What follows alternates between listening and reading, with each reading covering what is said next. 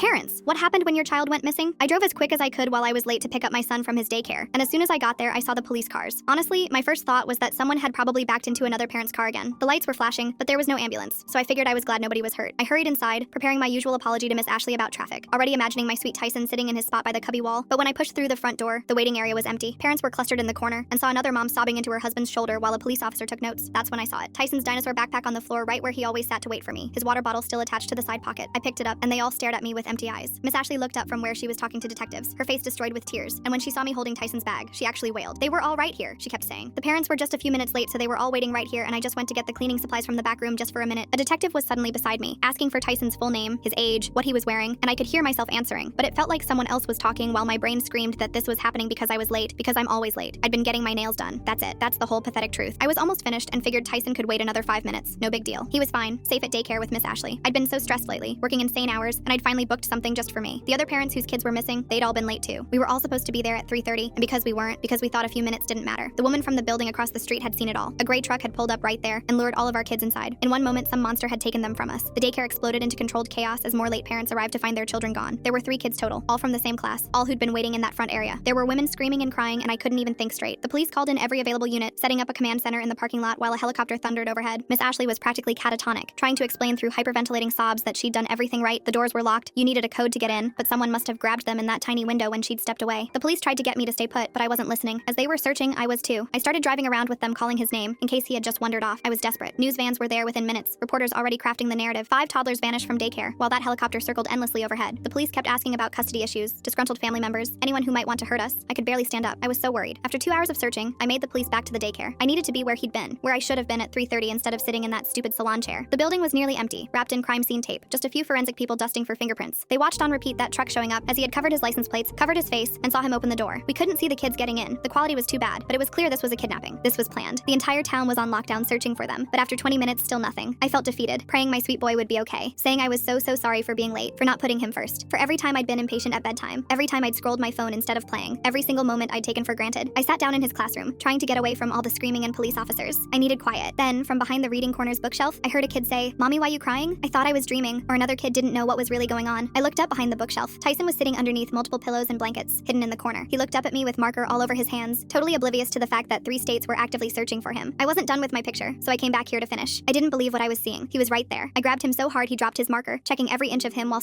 laughing hysterically. Within seconds, the room flooded with police and parents as word spread that they were there. All 3 were sitting hidden in the back corner of the classroom, all completely oblivious to what was going on in the other room. They'd never left the building. That gray truck was just another parent. Everyone felt so shocked, and all I could do was hold Tyson while he complained that I was messing up his picture.